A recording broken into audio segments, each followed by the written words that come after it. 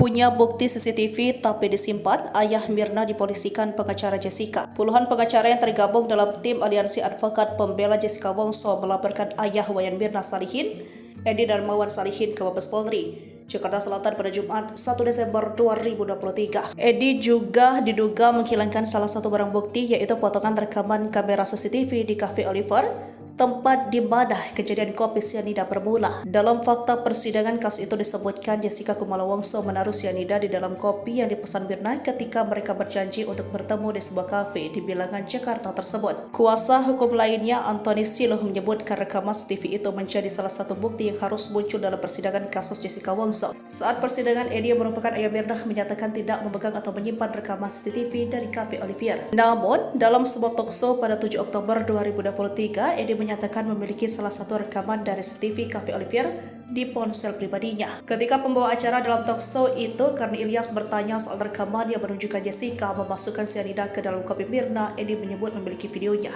Saat persidangan tidak ada satupun rekaman yang menunjukkan Mirna menuangkan sianida.